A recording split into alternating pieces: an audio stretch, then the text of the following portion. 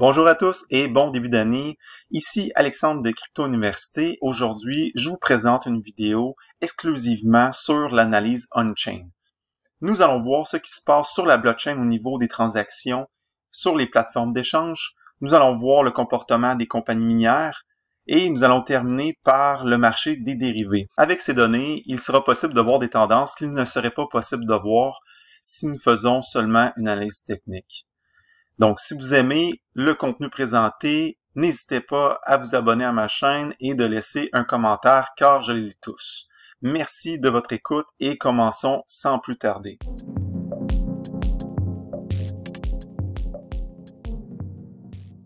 Commençons tout d'abord par analyser la réserve des bitcoins détenus sur les plateformes d'échange centralisées. Une chose à savoir, lorsque les valeurs de réserve augmentent, cela nous indique une pression de vente plus élevée. À l'inverse, lorsque la réserve diminue, ça nous donne une plus grande pression à l'achat. Ici, nous pouvons remarquer que depuis l'année 2019, la réserve est dans une tendance à la baisse jusqu'à temps qu'on ait atteint de nouveaux sommets en avril 2021. Nous allons faire un zoom ici simplement pour voir ce qui s'est passé. Donc, nous avons atteint un sommet local en avril 2021. Et à partir de ce moment-là, il y a eu plus de bitcoins qui sont rentrés sur les plateformes d'échange. Avec plus de bitcoins qui sont rentrés sur les plateformes d'échange, par la suite, nous avons vu le prix continuer de descendre parce que la pression de vente était plus élevée. Depuis la fin de la correction que nous avons eue à l'été 2021, nous pouvons voir que la tendance est à nouveau à la baisse. Nous pouvons aussi remarquer qu'actuellement, le prix du bitcoin est plus élevé qu'en juillet 2021. Ici, le prix du bitcoin est représenté par la ligne en noir, alors que la réserve des bitcoins sur les exchanges, c'est la ligne en bleu. Donc, on est plus élevé par rapport au prix et la réserve est plus basse qu'en juillet 2021. Donc, nous avons une divergence entre le prix et la réserve des bitcoins. Cela nous indique que les gens sortent majoritairement leurs bitcoins des plateformes d'échange centralisées vers leur portefeuille personnel et qu'ils ont la conviction que le bitcoin ira plus haut cette année. Si nous allons voir le graphique juste à ma droite ici, nous pouvons voir que les bitcoins sortent majoritairement des exchanges beaucoup plus qu'ils entrent. Dernièrement, le 11 janvier, nous avons eu un bon volume de bitcoins qui ont sorti des plateformes d'échange. Un volume important et similaire à ce qu'on a vu au mois de septembre et juillet 2021. Ceci nous indique que les entités qui utilisent les plateformes d'échange sont présentement en mode accumulation et qu'avec le fort volume de bitcoins qui ont sorti dernièrement des plateformes d'échange, que ces entités croient que nous avons vécu le bas du bas avant de repartir plus haut. Continuons maintenant avec la réserve de bitcoin des compagnies minières. Nous pouvons remarquer juste ici que ces entités ont fortement vendu lors de la montée du Bitcoin en 2020-2021 pour ensuite commencer à accumuler. En plus d'accumuler leur Bitcoin, on apprend le 10 janvier 2022 que la compagnie canadienne Bitfarms, c'est une compagnie de minage de Bitcoin, ont acheté pour l'équivalent de 1000 Bitcoins à leur trésorerie, soit l'équivalent de 43 millions américains. Les compagnies minières de Bitcoin sont considérées comme des investisseurs long terme. Ils sont là depuis longtemps et ils connaissent le marché mieux que personne. Pour moi, de savoir qu'ils accumulent en plus d'acheter, c'est un signe très optimiste. Maintenant que nous avons vu ce qui se passe sur les plateformes d'échange et au niveau des compagnies minières, nous allons nous diriger vers le marché des dérivés. Ce graphique nous montre le comportement des takers dans le marché des contrats perpétuels. Pour votre information, les contrats perpétuels nous permettent de prendre des positions levier sans avoir à se soucier d'une date d'expiration, contrairement aux contrats futurs. Sur les plateformes d'échange, il y a les makers qui fournissent de la liquidité et les takers qui sont des preneurs de prix. Par exemple, un maker est une personne qui décide de placer un ordre de vente ou d'achat qui vient se placer dans le carnet d'ordre. Et de l'autre côté, nous avons le taker qui prend un prix du carnet d'ordre au prix du marché. Les makers sont plus passifs alors que les takers sont plus agressifs.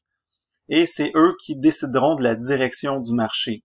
L'intérêt de suivre le comportement des takers est intéressant puisque nous pouvons avoir un aperçu du sentiment de marché. On peut remarquer un mouvement cyclique au niveau du comportement des takers, c'est-à-dire qu'avant la montée de 2020-2021 sur le Bitcoin, les takers ont fortement acheté des Bitcoins au prix marché pour ensuite les redistribuer.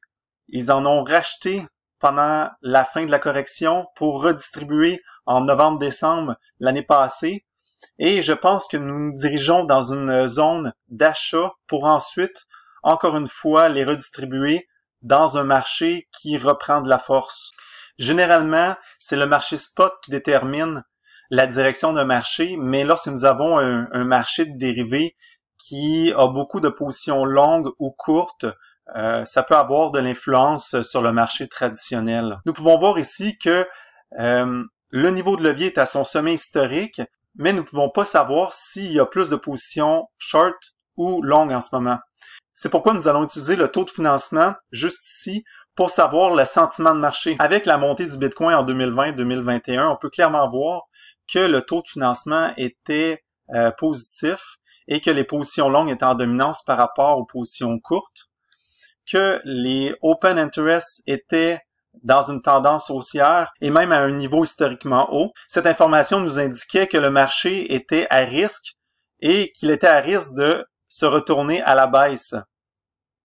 Si nous allons voir juste ici un graphique qui montre la liquidation des positions longues, nous voyons en effet que les positions longues ont été liquidées et ont été forcées de quitter leur position parce qu'il y avait trop de gens qui misaient à la hausse sur le Bitcoin. Lors du marché baissier que nous avons eu à l'été 2021, nous pouvons voir que les taux de financement sont négatifs, nous indiquant qu'il y avait plus de positions short que de positions longues. Et nous avons vu les open interest augmenter jusqu'au point où est-ce que les positions short prenaient trop de risques dans le marché et qu'ils se sont fait liquider. Dans la correction de marché à l'été 2021, nous pouvons voir que nous avions un taux de financement qui était négatif. Donc, les positions short étaient en dominance par rapport aux positions longues. Dans le graphique des open interest, on peut voir que la tendance était à la hausse. Donc, ce n'était qu'une question de temps avant que le marché punisse les personnes qui étaient à levier en position courte. C'est aussi ce qu'on peut voir dans le graphique ci-dessous des liquidations des positions courtes. Lorsque le prix du Bitcoin a terminé sa correction et a commencé une nouvelle tendance vers la hausse, nous avons vu un short squeeze juste ici, donc une grande liquidation du marché qui était en position courte majoritairement. Donc pour résumer, l'intérêt de suivre le marché des dérivés, c'est de savoir est-ce qu'on devrait se méfier du niveau de levier qui est pris dans le marché des dérivés. Comme par exemple, tout à l'heure ici, on a déterminé que les gens étaient majoritairement longs et que nous avons un long squeeze. Et ici, les gens commençaient de plus en plus à être majoritairement courts sur le marché et nous avons eu un short squeeze. En date du 15 janvier 2022, on peut voir que les open interest sont relativement élevés ainsi que le niveau de levier. Nous avons un taux de financement qui est négatif. Donc, d'après moi, ce serait pas étonnant de continuer à avoir des taux de financement qui restent négatifs pour ensuite voir un short squeeze lorsque le Bitcoin aura une nouvelle tendance à la hausse. Donc voilà, c'est tout ce que j'avais pour aujourd'hui. J'espère que vous avez apprécié. Si c'est le cas, laissez-moi un commentaire et on se dit à la prochaine.